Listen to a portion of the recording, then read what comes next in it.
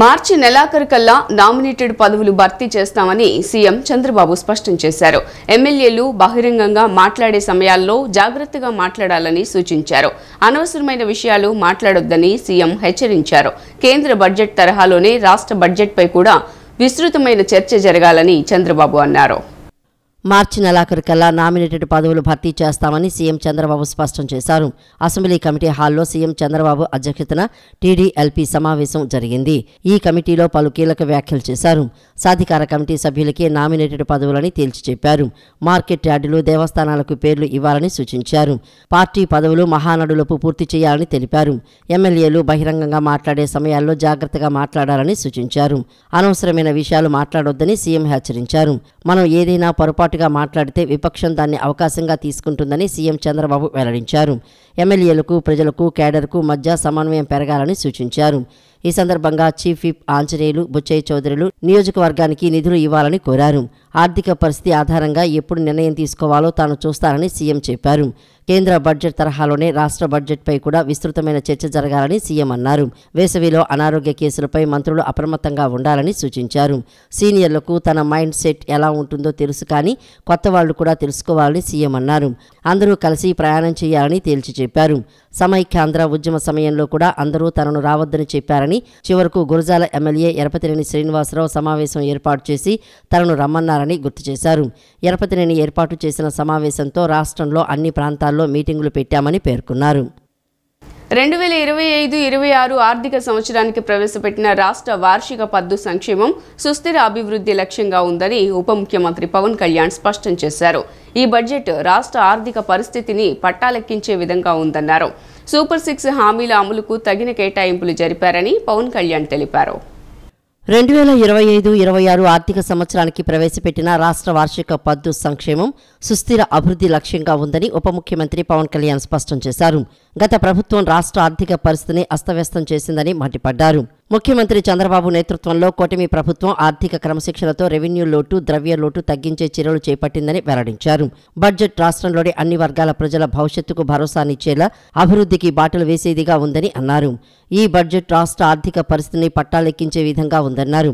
Super 6 హామీల అమలుకు తగిన కేటాయింపులు జరిపారని పవన్ కళ్యాణ్ తెలిపారు. సంక్షేమం, సమగ్ర అభివృద్ధి లక్ష్యంగా కేటాయింపులు చేయడం కూటమి ప్రభుత్వ విధానాన్ని తెలియజేస్తుందని పేర్కొన్నారు. తల్లికి వందనం పథకం, అన్నదాత సుఖీభవ పథకాల అమలుకు ప్రణాళికలు సిద్ధమయ్యాయని వివరించారు. గ్రామీణాభివృద్ధికి భారీ కేటాయింపుల ద్వారా పల్లెల్లో అభివృద్ధి కార్యక్రమాలు జోరందుకుంటాయని తెలియజేశారు. జల్ జీవన్ మిషన్ పథకం పొడిగింపు ద్వారా రాష్ట్రానికి ఎంతో మేలు చేకూరుతుందని ఉప ముఖ్యమంత్రి పవన్ కళ్యాణ్ వివరించారు. కూటమి ప్రభుత్వం ప్రవేశపెట్టిన వార్షిక బడ్జెట్ ప్రజాహితంగా ఉందని బీజేపీ రాష్ట్ర అధ్యక్షురాలు ఎంపీ దగ్గుబాటి పురంధరేశ్వరి అన్నారు. విద్య, వైద్యం, పంచాయతీరాజ్ శాఖలకు పెద్దపీట వేశారని అభిప్రాయపడ్డారు. 5 ఏళ్ల కాలంలో విచ్ఛిన్నమైన అప్పుల ఊబిలో కూరుకుపోయిన రాష్ట్రానికి కేంద్ర ప్రభుత్వం ఆది నుంచి తగిన సహకారం అందిస్తోందని తెలిపారు. తమ పార్టీ ఎమ్మెల్యేలు బడ్జెట్ చర్చల్లో పాల్గొని తమ వాణి వినిపిస్తారని తెలియజేశారు. భారతీయ జనతా పార్టీ బలోపేతానికి అందరం సమిష్టిగా మరింత కృషి చేయాలని ఏపీ బీజేపీ అధ్యక్షురాలు దగ్గుబాటి పురంధరేశ్వరి, విజయవాడ పశ్చిమ శాసనసభ్యులు యలమంచిలి సత్యనారాయణ, సుజనా చౌదరి అన్నారు. శుక్రవారం సూర్యారావుపేటలోని భారతీయ జనతా పార్టీ రాష్ట్ర కార్యాలయంలో పలువురు పురంధరేశ్వరి, సుజనా చౌదరి సమక్షంలో బీజేపీలో చేరారు. ఈ సందర్భంగా దగ్గుపాటి పురంధరేశ్వరి మాట్లాడుతూ దేశ అభివృద్ధి, ప్రజా సంక్షేమమే లక్ష్యంగా ప్రధాని నరేంద్ర మోడీ పాలన జరుగుతోందన్నారు. అవినీతికి తావు లేకుండా పారదర్శకమైన పాలన అందిస్తూ సమస్యలపై స్పందించడం బీజేపీ విధానమని తెలిపారు. గతంలో స్కాముల ప్రభుత్వాలు చూశామని, మోడీ నేతృత్వంలో సంక్షేమ పథకాల స్కీముల ప్రభుత్వాన్ని చూస్తున్నామని పేర్కొన్నారు. ఏపీ ప్రభుత్వం ప్రవేశపెట్టిన బడ్జెట్ ప్రజాహిత బడ్జెట్ అని కొనియాడారు. ఇప్పటికిప్పుడు ఎన్నికలు నిర్వహిస్తే 52% ఓట్లు బీజేపీకి వస్తాయని అనేక సర్వేలు తెలుపుతున్నాయని అన్నారు. రానున్న రోజుల్లో బీజేపీలో మరిన్ని చేరికలు కొనసాగుతాయని పురంధరేశ్వరి స్పష్టం చేశారు.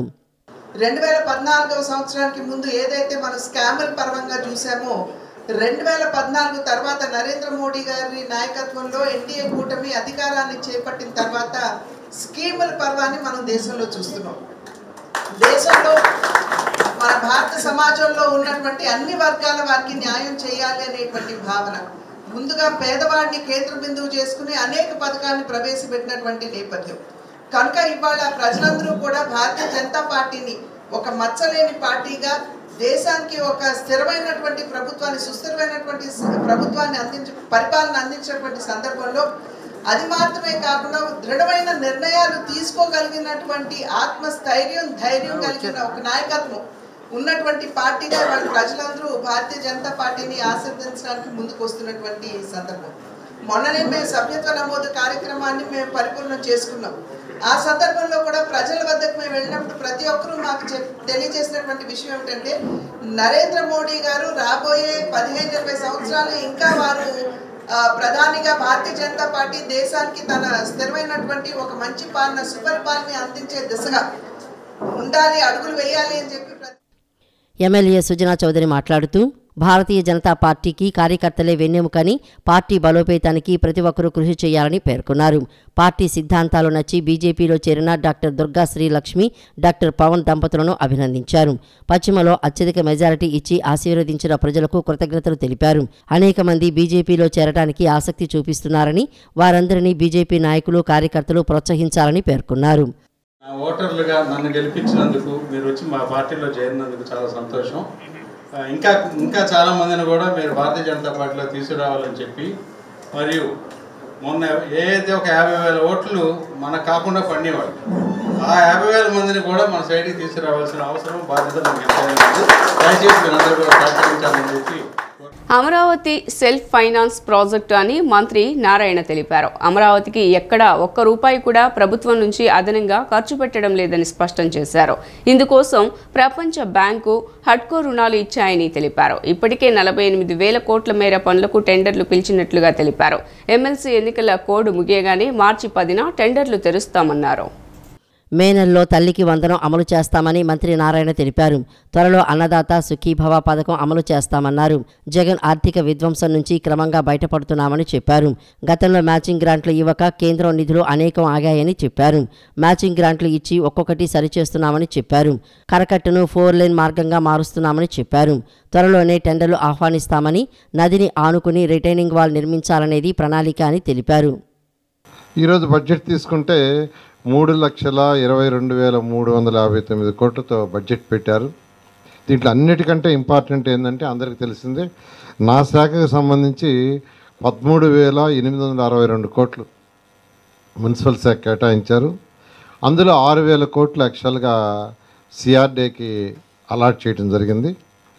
అన్నిటికంటే ఇంపార్టెంటు, ఎలక్షన్స్కి ముందు ఏదైతే ప్రజలకి ప్రామిస్ చేసామో వాటిల్లో 2టిని 6 నెరవేర్చడం జరిగింది. ఎన్టీఆర్ భరోసా పెన్షన్స్ 4,000 చేయటం, దానికి 27,518 కోట్లు ఈరోజు బడ్జెట్లో అలాట్ చేశారు. 27,518 అంటే చిన్న అమౌంట్ కాదు, చాలా పెద్ద అమౌంట్. అదేవిధంగా దీపం 2 పథకం, దానికి 2,600 కోట్లు. ఇవి 2 ఇంప్లిమెంట్ చేసాం.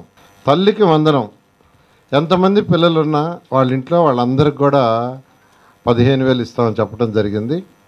దానికోసంగా 9,407 కోట్లు బడ్జెట్లో ఇచ్చారు. అది మే లోపల ఆ యొక్క తల్లుల అకౌంట్లోకి వేయటం జరుగుతుంది. ఎందుకంటే ఈ అకాడమిక్ ఇయర్ లోపల ఇవ్వాలని ముఖ్యమంత్రి గారు నిర్ణయించారు.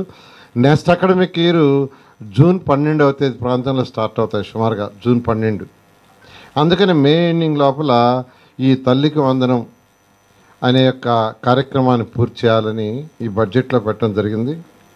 అదేవిధంగా రైతన్నలకు అన్నదాత సుఖీభవ కోసంగా 6,300 కోట్లు. ఒక ప్లానింగు, ప్రాపర్ ఫైనాన్షియల్ ప్లానింగ్ లేక గత ప్రభుత్వం చేసింది. అయితే ఎన్నిటిని ముఖ్యమంత్రి గారు ఇప్పుడు ఒక్కొక్కటి సరిదిద్దుతూ కేంద్ర ప్రభుత్వంతో ఈరోజు ఉన్న యొక్క అవగాహనతో ఒక్కొక్కటి తీసుకుంటూ వస్తున్నాడు. త్వరలో ఈ రాష్ట్రం ఖచ్చితంగా ప్రజలు ఏదైతే నమ్మకంతో ఎన్డీఏని గెలిపించారో వారి యొక్క నమ్మకాన్ని ఒమ్ము చేయకుండా ముందుకు తీసుకుపోతామని తెలియజేస్తున్నాను. 3.22 లక్షల కోట్ల అంచనా వ్యయంతో ప్రవేశపెట్టిన భారీ బడ్జెట్ రాష్ట్ర అభివృద్ధి, ప్రజా సంక్షేమానికి తోడ్పడేదిగా లేదని సిపిఎం రాష్ట్ర కార్యదర్శి వి శ్రీనివాసరావు విమర్శించారు. అన్నదాత సుఖీభవ, తల్లికి వందనం వంటి పథకాలకు కేటాయింపులు చూపినా టీడీపీ కూటమి మేనిఫెస్టోలో పేర్కొన్న యువతకు నిరుద్యోగ భృతి గురించి ఒక మాట కూడా ప్రస్తావించకపోవటం అన్యాయమన్నారు. బడ్జెట్పై సిపిఎం రాష్ట్ర కార్యదర్శి వి శ్రీనివాసరావు స్పందించారు. 3.22 లక్షల కోట్ల అంచనా వ్యయంతో ప్రవేశపెట్టిన భారీ బడ్జెట్ రాష్ట్ర అభివృద్ధి, ప్రజా సంక్షేమానికి తోడ్పడేదిగా లేదని అన్నారు. పైగా లక్షల కోట్లు అదనంగా అప్పు తేబోతున్నారని, మరో 80,000 కోట్లు ద్రవ్యలోటు ఉందని అన్నారు. దాన్ని పూడ్చుకోవడానికి ప్రజలపై అదనంగా భారాలు వేసే దిశగా ఈ బడ్జెట్ ఉందన్నారు. పన్ను ఆదాయం 14,000 కోట్లు, పన్నేతర ఆదాయం 12,000 కోట్లు పెంచి చూపడం ద్వారా ఇది ప్రజలపై భారాలు పెంచుతుంది, లేదా అనుకున్న ఆదాయం రాలేదంటూ పథకాలకు కోత పెట్టే ప్రమాదం ఉందని అన్నారు. అన్ని పథకాలకు కేటాయింపులు చూపడం కోసం ఆచరణాత్మకం కాని ప్రతిపాదనలు చేసినట్లు అనిపిస్తోందన్నారు. ప్రజలకు పెనుభారంగా మారిన విద్యుత్ డ్రాప్ ఛార్జీల విధింపు గురించి ప్రస్తావించిన మంత్రివర్యులు రాష్ట్రాన్ని 25 ఏళ్ల పాటు దోచుకు తినే సెక్కి ఒప్పందాన్ని రద్దు చేయడం గురించి పల్లెత్తు మాట అనకపోవడం దారుణమని పేర్కొన్నారు. ప్రతిపక్షంలో ఉండగా మీడియాకు పుంఖానుపుంఖాలుగా చెప్పడం, హైకోర్టుకు సైతం ఎక్కిన ప్రస్తుత ఆర్థిక శాఖ మంత్రి ఇప్పుడు ఈ అంశంపై పదవి ఇవ్వకపోవడం ప్రజలను వంచడమేనని అన్నారు. వ్యవసాయం, ఇరిగేషన్, సంక్షేమ కార్యక్రమాలకు గత బడ్జెట్ కన్నా పెరుగుదల పెద్దగా లేదని, పైగా తల్లికి వందనం కేటాయింపులు తగ్గాయని తెలిపారు.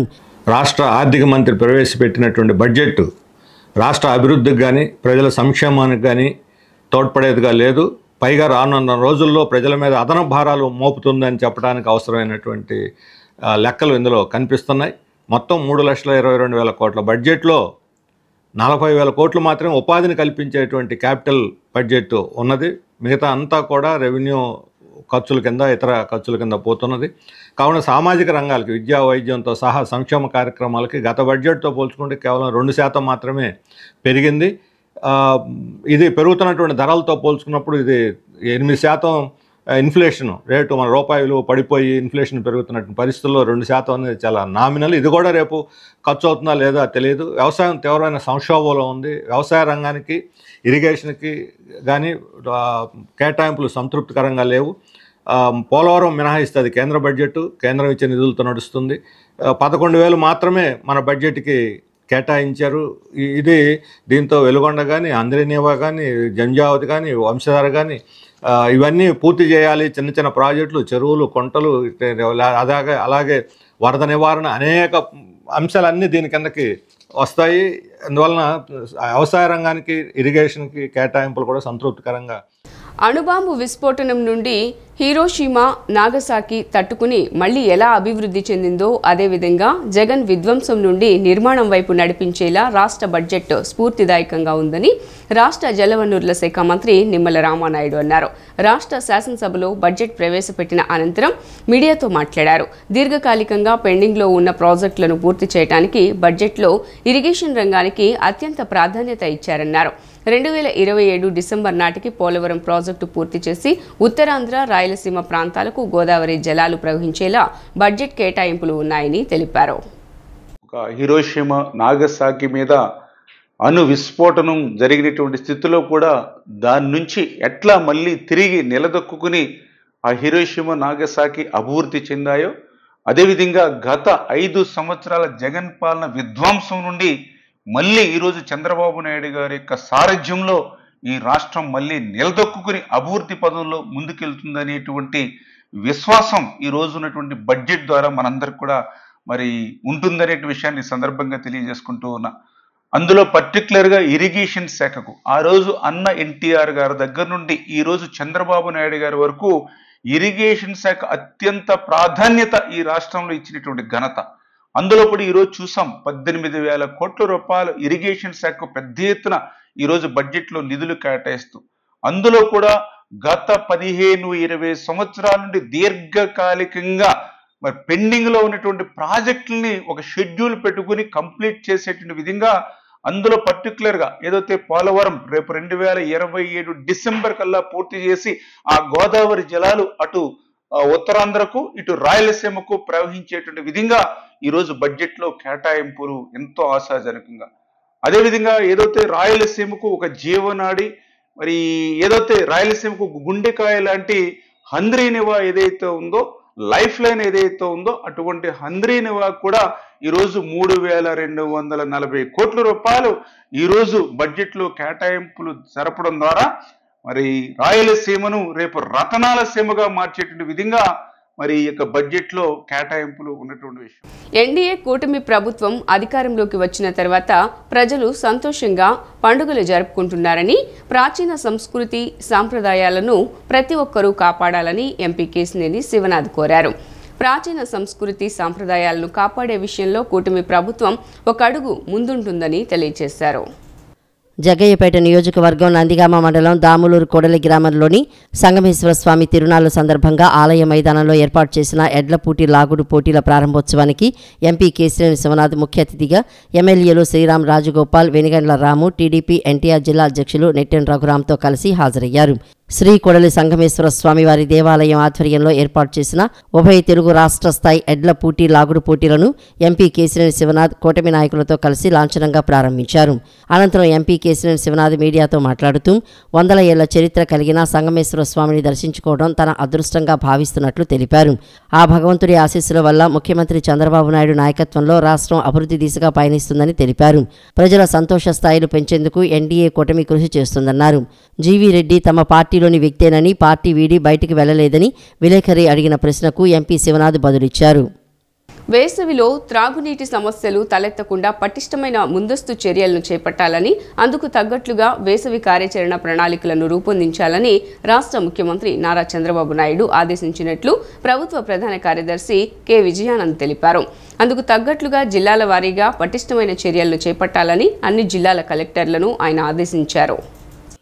రాష్ట్ర సచివాలయం సీఎస్ సమావేశ మందిరం నుండి అన్ని జిల్లాల కలెక్టర్లతో ప్రభుత్వ ప్రధాన కార్యదర్శి కె విజయానంద్ వీడియో కాన్ఫరెన్స్ నిర్వహించారు.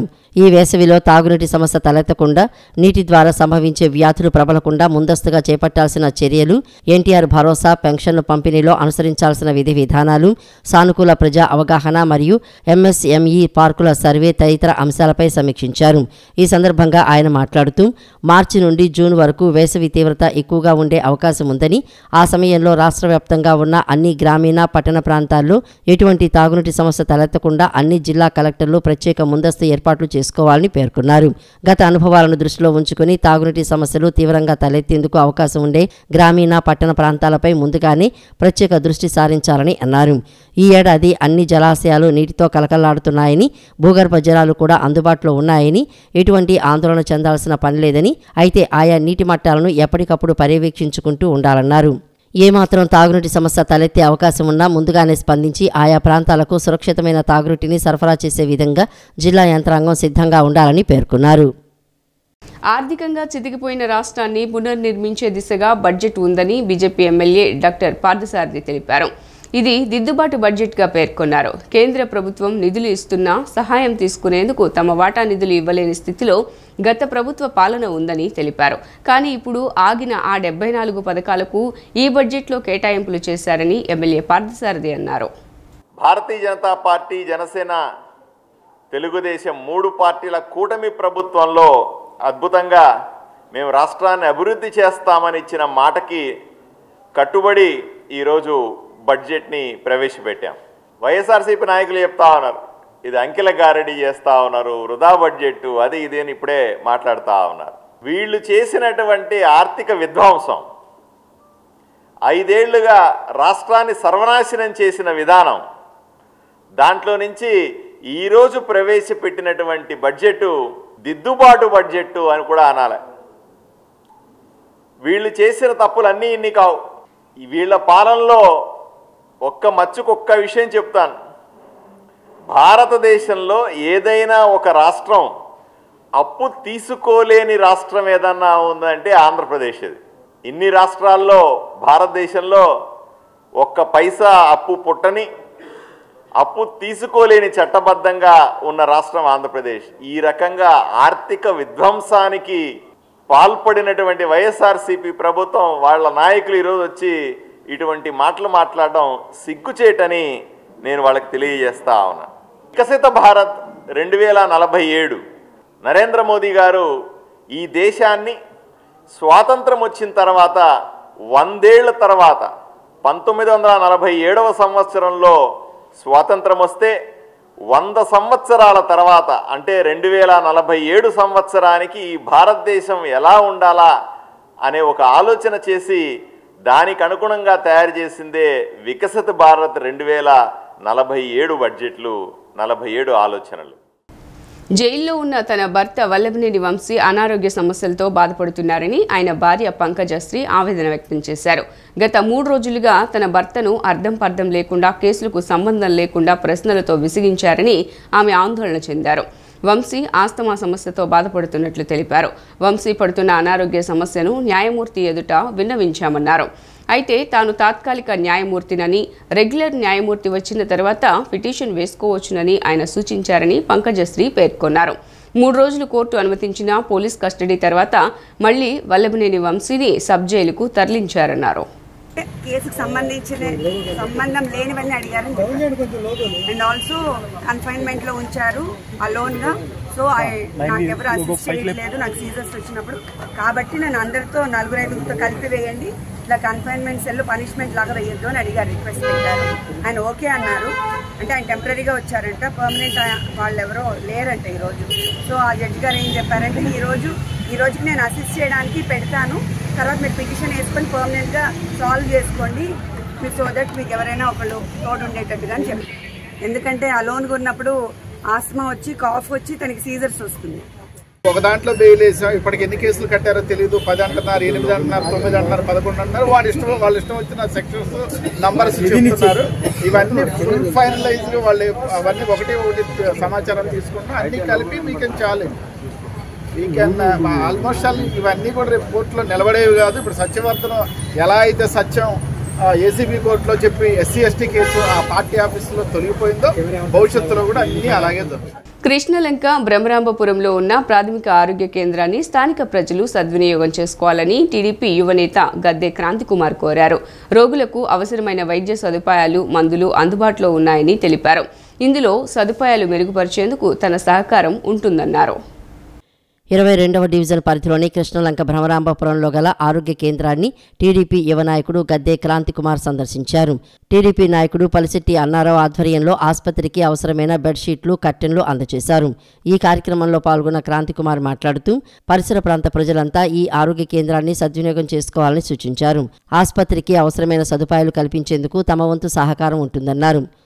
ఇక్కడ అందరూ కూడా ఈ డివిజన్ చుట్టుపక్కల డివిజన్లో అందరూ కూడా పనిచేసే కార్మికులు, పేదవారు అందరికీ ఆరోగ్య సమస్యలు ఏ వచ్చినా కానీ వెంటనే ఇక్కడ హెల్త్ కేర్ సెంటర్కే వచ్చి చూపించుకోవాల్సిన అవసరం ఉంది. అందుకే ఇక్కడ అన్ని వసతులు క్రియేట్ చేయడానికి మేమందరం నిరంతరం కృషి చేస్తున్నాము. ప్రజలందరూ కూడా వచ్చి వారికి ఏ ఆరోగ్య సమస్య వచ్చినా కూడా వెంటనే ఇక్కడికి వచ్చి చూపించుకోవడానికి డాక్టర్లందరూ కూడా ఎల్లవేళలా కృషి చేస్తూనే ఉంటారు. దానికి మా వైపు నుండి మనస్సాక్షిగా కృతజ్ఞతలు తెలియజేసుకుంటూ, అలాగే ఇక్కడ నాయకులంతా కూడా ఏ టైంలో ఏ సమస్య వచ్చినా కూడా వారికి చాలా అటెంటివ్గా పనిచేస్తున్నారని స్థానిక టీడీపీ నేత పులిశెట్టి అన్నారావు మాట్లాడుతూ ఆరోగ్య కేంద్రానికి అవసరమైన బెడ్షీట్లు, కర్టెన్లు అందజేశామని చెప్పారు. ఎమ్మెల్యే గద్దె రామ్మోహన్ సహకారంతో ఎవరికి ఏ సమస్య ఉన్నా పరిష్కరించేందుకు ముందుంటున్నామని వివరించారు. ఇలాంటి కార్యక్రమాలన్నీ కూడా మేము కూడా స్ఫూర్తిగా చేస్తున్నామంటే ఆ గద్దె రామ్మోహన్ రావు గారిని స్ఫూర్తిగా తీసుకొని ఎంతోమందికి ఎన్నో వేల కోట్లు ఉంటాయి, కానీ అందరికీ ఇచ్చే మనస్తత్వం ఉండదు. అయినా సరే కరోనా లాంటిది మనకి కళ్ళకు కనబడ్డా కూడా చాలామంది మారలేదు. అయినా సరే ఎవరు మారిపోయినా పర్లేదు, మన వంతుగా మనం కూడా చేయాలని గద్దె రామ్మోహన్ రావు గారిని, గద్దె క్రాంతి గారిని స్ఫూర్తిగా తీసుకొని ఇలాంటి మా డివిజన్ తెలుగుదేశం పార్టీ, జనసేన అందరం కలిపి ఇలాంటి కార్యక్రమాలు చేస్తున్నాం. సిటీ న్యూస్ ఇంతటితో సమాప్తం. తిరిగి వార్తల్లో మళ్ళీ కలుద్దాం. అంతవరకు సెలవు. నమస్కారం.